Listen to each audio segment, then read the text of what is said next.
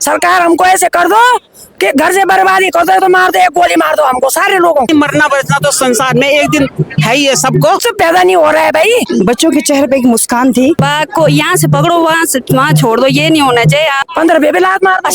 15 पे लात मार देंगे। है गोदयाल जी है चाहे कोई भी है। कई सारे ऐसे परिवार भी हैं जिनके पास अपने घर पर कनेक्शन नहीं। गाय हम अपने आप मर जाएंगे, हम गाय बच्चों को थोड़ी नहीं मारेंगे। 60 लोगों के 60 गाय होंगी, 60 में से 10 का नहीं होगा, 50 तो गाय है। ये मानव वन्य जीव संघर्ष कोई 2 या 3 दिन में होने वाली चीज नहीं है। न मरा जा रहा है न जिंदा है, लाश की तरह है लोग। भाग के आपने बिल्कुल खाना जीना हराम कर दिया एक तरीके से। कि लोग घर छोड़कर जा रहे हैं। बाहर अंदर करते रहते हैं तो कितना थामेंगे हम उनको।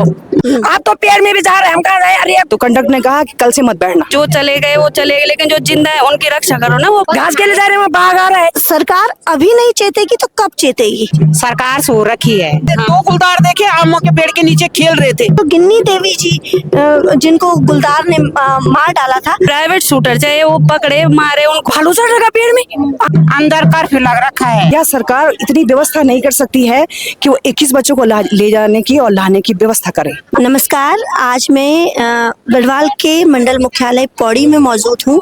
यहाँ पर एक आयोजन होने वाला है।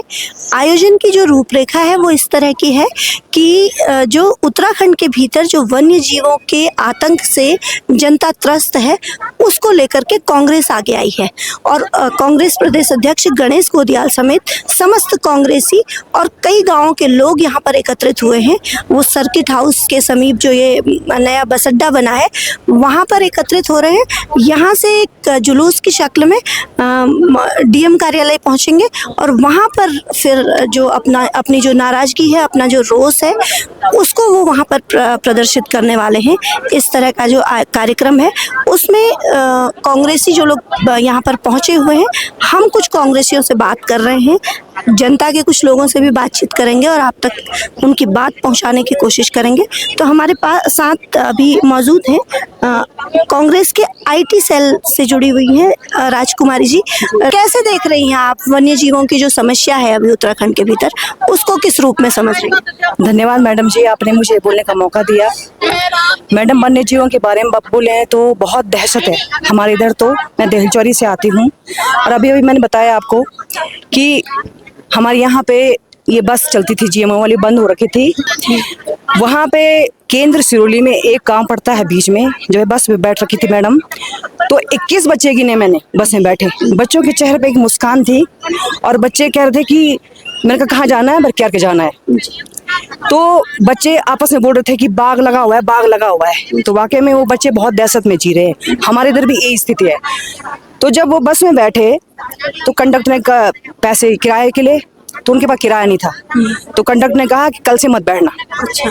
तो एक तरफ तो मैडम मुझे ताजुब हुआ, उस चीज का मैं सोच में पड़ गई कि एक तरफ सरकार कह रही है कि सरकारी विद्यालयों को बचाना है, वहाँ 21 बच्चे बैठे हो। क्या सरकार इतनी व्यवस्था नहीं कर सकती है कि वो 21 बच्चों को ले जाने की और लाने की व्यवस्था करे? मैंने उन बच्चों को आज विश्वास दिलाया कि मैं सबसे पहले अगर मुझे मौका मिलेगा तो मैं इस आवाज को उठाऊंगी कि तुम्हारी सुरक्षा हो। इतने बच्चे भी थे मैडम वहाँ, बीच में अगर वो बच्चे एक साथ आ रहे हैं या अलग अलग आ रहे हैं, बीच में कहीं बाघ आ गया तो क्या स्थिति है? तो जैसा कि राजकुमारी जी कह रही हैं कि अभी जब इस तरीके के हालात पूरे प्रदेश भर में दिखाई दे रहे हैं, जो सामने हैं एकदम, तो उसके बावजूद सरकार उन विद्यार्थियों के लिए किसी तरीके की सुविधा मुहैया कराने की स्थिति में नहीं है। तो समझने की जरूरत है कि सरकार अभी नहीं चेतेगी तो कब चेतेगी? भास्कर बहुगुणा जी से हम ये सवाल करते हैं। अभी जो स्थितियां हैं उसके बावजूद, जैसा कि अभी राजकुमारी जी ने कहा कि सरकार एक बस तक मुहैया नहीं करा पा रही है, जबकि कई जगह ऐसी स्थिति भी है कि वन कर्मियों को लगा दिया गया है बच्चों को स्कूल तक पहुंचाने में।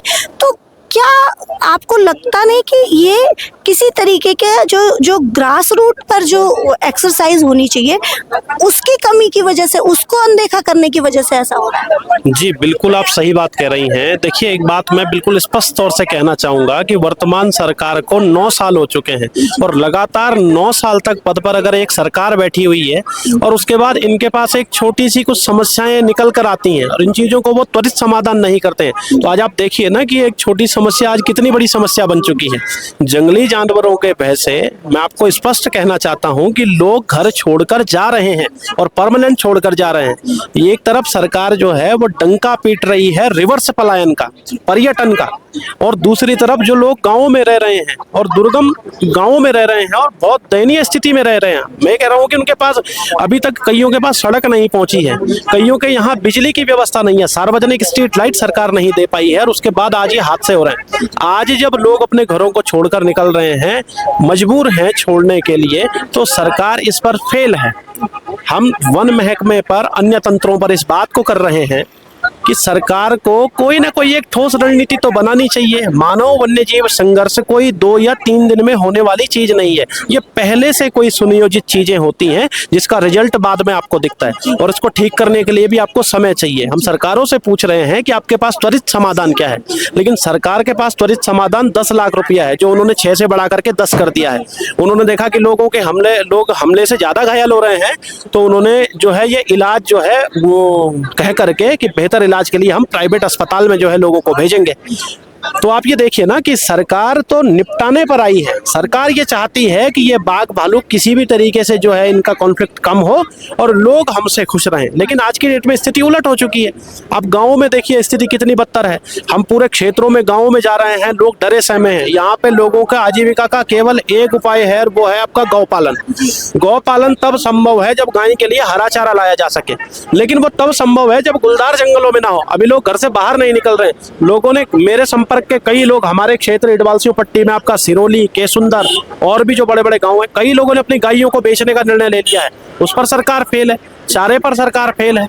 तो सरकार को त्वरित कोई कार्रवाई करनी चाहिए। इसीलिए आज हम लोग यहाँ पे जमा हुए हैं कि भाई सरकार आज नहीं चाहती तो ये है भास्कर बहुगुणा जी का कहना कि सरकार पूरी तरह से फेल हुई है जो मानव वन्य जीव संघर्ष है उसको रोकने में, उसको कम करने में, और उसके बाद की जो कार्रवाई होनी चाहिए जिससे जनता को राहत मिल सके उसको करने में भी सरकार पूरी तरीके से फेल हुई है। हमारे साथ है वरिष्ठ कांग्रेसी विनोद धनौसी जी। धनौसी जी, हम देख रहे हैं कि लगातार पौड़ी जिले में जहाँ जहाँ भी इस तरह की घटनाएं हुई हैं, आप बड़े मुखर रूप में दिखाई दिए हैं। वन विभाग के आपने बिल्कुल खाना जीना हराम कर दिया एक तरीके से।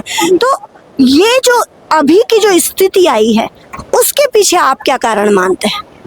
देखिए, सबसे पहले तो मैं आपके जो ये चैनल है इसका धन्यवाद देता हूं, क्योंकि आप समय समय पे जहां भी हम लोग धरना प्रदर्शन या अपनी आवाज़ मुखर होकर उठाते हैं तो आप लोग हमारा सहयोग बहुत अच्छे से करते हैं।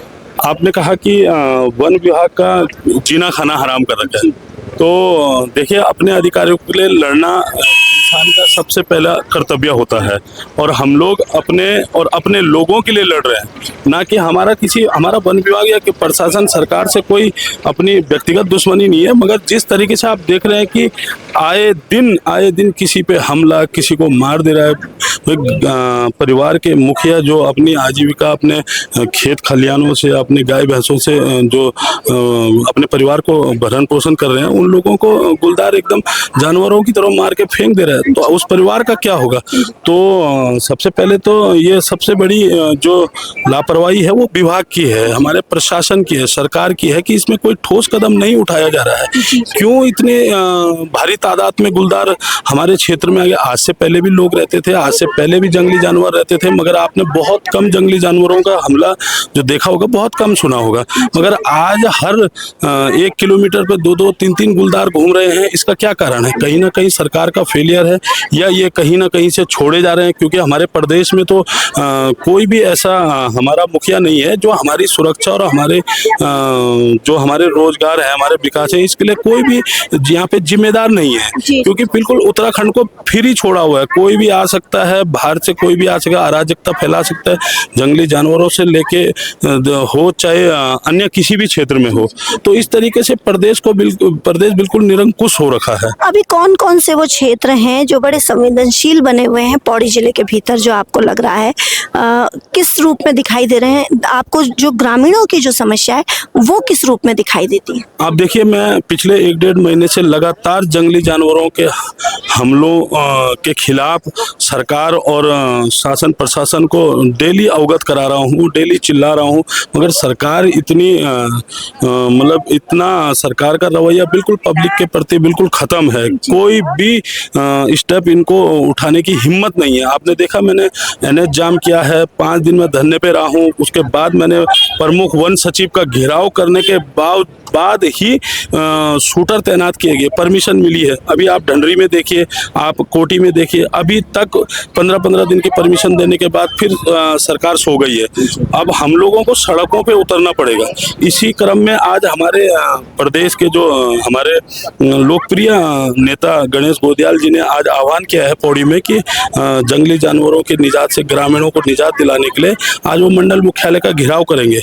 मगर आप देखिए ना कि सरकार की नीति किस तरीके से चल रही है। सरकार ने आज जगह जगह ये क्या बोलते हैं उसको, मनरेगा के कार्यक्रम रख दिए हैं। सरकार ने आज उनको हमारी पेयजल योजनाओं की समस्याओं के प्रति गंभीरता दिखाई दे रही है। कई कार्यक्रम उन्होंने सरकार ने रखे ताकि कि लोग अपनी बात को रखने के लिए गोदियाल जी के साथ खड़े ना हो। एक मजबूत जो हमारा आंदोलन है, रैली है, वो एक तरह से मजबूती ना मिल सके उसे। जैसा कि अभी धनौसी जी ने बताया कि जब आज के दिन पर ये कार्यक्रम यहाँ पर आयोजित किया गया है विरोध प्रदर्शन का, तो सरकार को तमाम जो जन सुविधाएं हैं उनकी याद आई है और उनको लेकर के, उन सारी समस्याओं को लेकर के बैठकें आयोजित की गई हैं जगह जगह। इस तरीके से आरोप है कांग्रेस के लोगों का कि सरकार इस तरह से जो जन समस्याएं हैं उनको जस का तस रखती है और उसके बाद जब कोई विरोध की बात सामने आती है तो वो जो विरोध है उसको दबाने के लिए इस तरीके की बैठकों का आयोजन किया जाता है। यहाँ पर बहुत सारी महिलाएं हमको दिखाई दे रही हैं, हम बातचीत करते हैं। दोनों से बहुत बहुत धन्यवाद आपका जी। आप कहाँ से आई हैं मैडम? गल्ला गोदाम से। गल्ला गोदाम से। किस मांग को लेकर के आज आप सभी लोग यहाँ पर पहुँचे? बाघ, भालू, ये गुणी, बंदर, ये सब इसी की वजह से आ रखे हम। सारा खेत नुकसान कर रहे हैं। अच्छा, सारा खेत नुकसान हो रहा है हमारा, और गुणी, बंदर आप भी वहीं से हैं? खेती कर रहे हैं। हम क्या करना है, हमारे खेती नहीं, आप भी वहीं से आए? गल्ला गोदाम मल्ली राय से। हमारा तो कुछ पैदा नहीं हो रहा है भाई। सरकार हमको ऐसे कर दो कि घर से बर्बादी कर दो, तो मार दो, एक गोली मार दो हमको, सारे लोगों को। बाघ हमको, सुगर हमको, गुणी हमको, बंदर हमको। अरे हम लोग जाएं कहाँ, खेती कर रहे हो, क्या करें? तो जब ये सरकार, जब बेरोजगारी, हम बेरोजगार हैं, हम बेरोजगार हैं, हम खेती करके खा रहे हैं, गाय पाल के खा रहे हैं, घास के लिए जा रहे हैं, बाघ आ रहा है, घास के लिए गए तो कुछ भी नहीं कर पा रहे। वहाँ देखो, वहाँ भालू चढ़ रहा पेड़ में, हम घास कैसे लाएंगे? घास छोड़े घर आ गए, अब उसका क्या करना है? कितनी गायें हैं अभी आपके, कितने मवेशी हैं घर? सारे गांव में हमारे 60 लोग हैं, 60 लोगों के 60 गाय होंगी। 60 में से 10 का नहीं होगा, 50 तो गाय है। किसी के 2 हैं, किसी की 1 है। पहले भैंस थी, अब जर्सी गाय बांध रखे हैं, तो हम गोबर भी कहाँ से डालेंगे? सब गाय नहीं रखेगी है। कहीं कुछ विकास नहीं हो रहा है, कहीं कुछ विकास। क्या नाम है आपका? हमारा नाम है बुड्ढी देवी। अच्छा, कितनी उम्र की हैं आप? हम तो हो गए 60-62, और वैसे मैं 15 पे लात मारूंगी। 15 पे लात मार। 15 पे लात मार देंगी, क्या बात है। गुड्डी देवी जी कह रही है कि मैं 15 लोगों को लतिया सकती हूँ। ऐसी स्थिति में जिस महिला के भीतर ये दम है कि वो 15 लोगों को लात मार सकती है, उनको आज सता रहा है गुलदार का भाई। हाँ, कैसे सता रहा है मुझे बता रहा है? जैसे पेड़ में चढ़ा है, तो आज तक तो हमने गुलदार का भी पेड़ में नहीं देखा। आप तो पेड़ में भी जा रहे हैं, हम कह रहे हैं अरे अब तो जो पेड़ हैं हमको बहुत झाड़ी हो रखे, वो पेड़ कटने चाहिए। वन विभाग वालों सुन लो, हमको तो वन विभाग वालों का यही है कि चाहे किसी का पेड़ है चाहे कुछ का है, उसको सारे पेड़ को काटने को हमको ऑर्डर दे दो। ऑर्डर दे दो, हमारे यहाँ काटेंगे। लॉपिंग करा, लॉपिंग नहीं, पेड़ नहीं काटना है, लॉपिंग करा दो, हम चुपे रन देंगे और लॉपिंग का हमको ऑर्डर दे दो। ठीक, बस। धन्यवाद। आप बताइए, आपका नाम क्या है? अनीता देवी। अनीता देवी जी भी वहीं से हैं? मल्ली राय। गल्ला गोदाम से आ रखे हैं जी। हम गल्ला गोदाम से आ रखे हैं। हमारे घर के आसपास पेड़ ही पेड़ हो रखे हैं। हम चाहते हैं कि इनको हमको लॉपिंग करा दो कोई हमारा। हाँ जी, बाघ भालू क्या गुलदार दिखाई देता है वहाँ पर? आस पास आ रहे हैं रात को।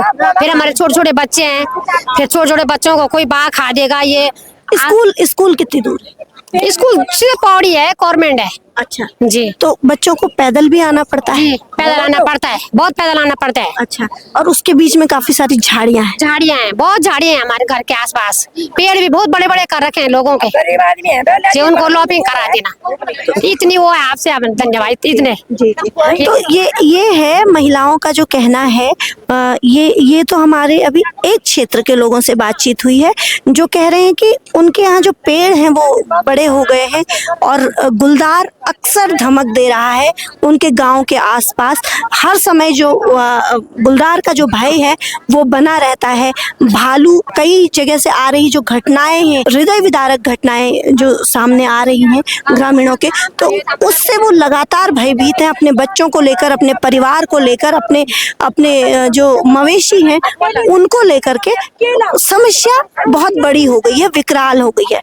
अभी हम कुछ और लोगों से भी बात करेंगे। तो ये देख रहे होंगे आप कि कितनी लंबी कतार यहाँ पे लग गई है। बड़ी संख्या में महिलाएं इस जो विरोध प्रदर्शन है उसमें आए हैं।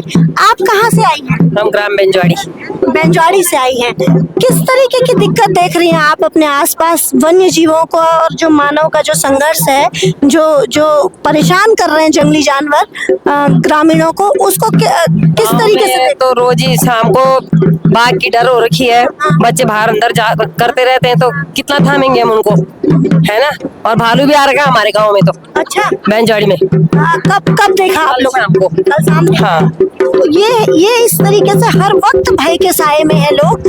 कल शाम ही बेंजवाड़ी गांव में भालू देखा गया है। गांव के कितने नजदीक था? बहुत नजदीक है, जहाँ हम पानी के लिए जाते हैं। क्या पानी घर तक नहीं आता? किसी के लिए बाहर से भी लाते हैं ना, जो नहीं रख सकते हैं वैसा पानी। तो गांव में कई सारे ऐसे परिवार भी हैं जिनके पास अपने घर पर कनेक्शन नहीं है। ये एक और बात निकली है यहाँ पर कि जो बेंजवाड़ी गांव में कई सारे ऐसे परिवार हैं जब हर घर नल योजना निकली हुई है, पूरे देश में हर घर नल योजना चल रही है। ऐसे समय में बेंजवाड़ी गांव में जो पौड़ी से एकदम लगा हुआ, मतलब वो पौड़ी नगर पालिका का हिस्सा है, वहां पर कई सारे परिवार ऐसे हैं जो नल विहीन है, जिनके पास पानी नहीं है। तो ये एक बड़ी अजीब सी और बात है। खिरसू ब्लॉक का कोटी गांव, जहां बीते 20 नवंबर को एक घटना को अंजाम दिया था गुलदार ने, और आज तक भी वो गुलदार अभी तक पकड़ा नहीं गया है। हालांकि स्थानीय प्रशासन का कहना है कि वो पकड़ा गया है, लेकिन ग्रामीण कह रहे हैं कि 4 बजे हाँ, ये है महिलाओं का रोष। मेरा सवाल पूरा नहीं हुआ है, लेकिन महिलाएं बता रही हैं अपनी बात को। उनके भीतर बहुत खौफ है और उतना ही रोष भी है। जितना खौफ है उतना ही रोष भी है। आप अपना नाम बताइए। मेरा नाम धीरा देवी है जी। किस तरीके की स्थिति बनी हुई है गांव में आजकल? स्थिति ऐसी बन रखी है कि न मरा जा रहा है न जिंदा है, लाश की तरह है लोग। 6 बजे तो हम अंदर कर्फ्यू लग रखा है। खाते पीते कहाँ, मतलब कोई भी हो वैसे ही अंदर डर के मारे सो जाते हैं। सुबह भी 6:30 7 बजे तक लोग खड़े उठते हैं। ये कर्फ्यू नहीं है तो क्या है, सरकार सो रखी है।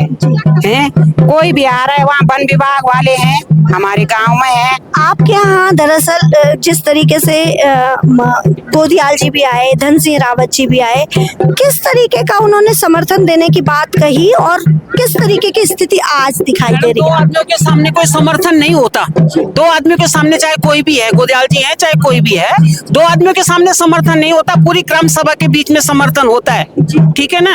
ग्राम सभा कोटी में जो है इतना बड़ा दहशत हो रखा है कि 5:30 बजे लोग अंदर बैठ रहे हैं और सुबह 7 बजे निकल रहे हैं। बच्चों को स्कूल में जाने की तकलीफ हो रही है ना।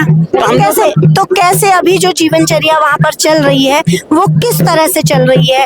बच्चे किस तरह से स्कूल जा रहे हैं? मवेशियों के लिए जो चारा आ रहा है वो किस तरह से आ रहा है? चारा चूरा कुछ नहीं है। कहाँ है? हम खुद जा रहे हैं घास काटने।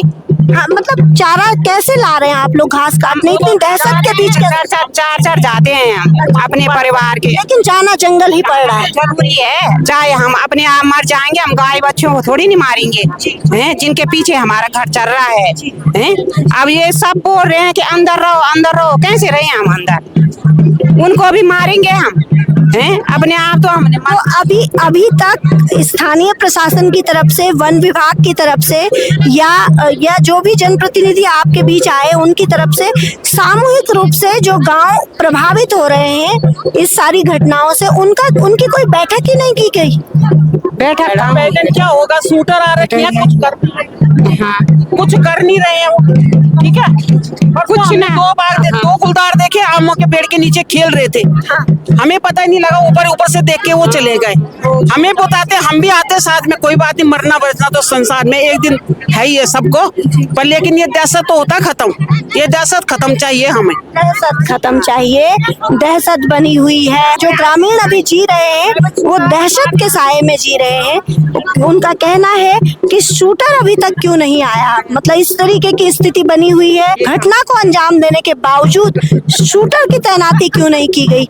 ये वास्तव में बड़ी अजीबोगरीब बात है कि एक शूटर लगे हुए हैं, लेकिन पिंजरे लगे हुए हैं, पिंजरों में कुत्ते बांध रखे हैं उन्होंने। शूटर नहीं है वहाँ, शूटर क्या कर रहे हैं? शूटर परे ना उनको सही, प्राइवेट शूटर चाहिए जो मारे उनको, मारे बेहोश करे, कहीं भी दूसरी जगह जाके छोड़े, हमें दहशत तो कम होगा, हमारी जनता को तो दहशत कम हो रखा है ना। जो नई व्यवस्था वन विभाग ने की है कि अपने जो वन विभाग के ही शूटर तैनात किए जाएंगे, उस पर ग्रामीणों को भरोसा नहीं रह गया है, क्योंकि 20 नवंबर को जो वारदात हो गई थी उसका जो अभी हत्यारा जो गुलदार है वो अभी तक पकड़ में नहीं आया है, वो अभी तक मारा नहीं गया है, जिससे ग्रामीणों में दहशत बनी हुई है। हमारे साथ जो 70 वर्षीय जो गिन्नी देवी जी जिनको गुलदार ने मार डाला था, उनकी बहुएं यहाँ पर है मौजूद, वो भी इस विरोध को प्रकट करने के लिए यहाँ पर पहुंची हैं अपने गांव के ग्रामीणों के साथ।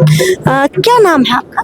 मेरा नाम ज्योति देवी। हाँ, ज्योति जी, क्या कहेंगी आप ये पूरे मामले में? सास को आप खो चुकी हैं, जो आपके परिवार का एक सबसे बड़ा स्तंभ थी, उसके बाद जो स्थिति अभी है गांव में जो बनी हुई है, जो डर का माहौल है, जो भय का माहौल है, उसको आप किस तरीके से बताएंगे हमारे दर्शकों? डर का माहौल तो ये है मैडम कि अभी 5 भी नहीं बज रहे हैं, सब लोग अंदर हो जा रहे हैं, तो ये है कि बाघ को यहाँ से पकड़ो, वहाँ छोड़ दो, ये नहीं होना चाहिए। आप शूटर बुलाओ, प्राइवेट शूटर बुलाओ, हाँ प्राइवेट शूटर चाहिए, वो पकड़े मारे उनको, ये नहीं कि इधर से पकड़ो उधर छोड़ दो। अब जो चले गए वो चले गए, लेकिन जो जिंदा है उनकी रक्षा करो ना, वो बचने चाहिए। कैसे जाएंगे? घास के लिए जाना है, उन्होंने काम भी करना है अपना, तो कैसे करेंगे वो? छोटे छोटे बच्चे हैं गाँव में, डर है लोगों में, डर सता रहा है हर वक्त, भय बना हुआ है।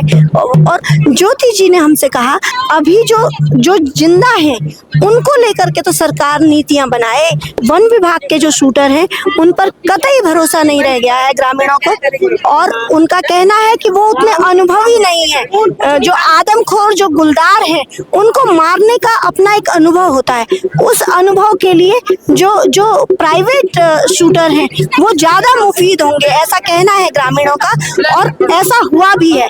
अभी जो सत्य खाल की तरफ जो जॉय हुकिल को जब तैनात किया गया और उन्होंने गुलदार को मार गिराया, उसके बाद से जो ग्रामीणों की जो आशंका थी कि वो वन विभाग के शूटर नहीं कर पा रहे हैं कारगर तरीके से, वो और मजबूत हुआ है।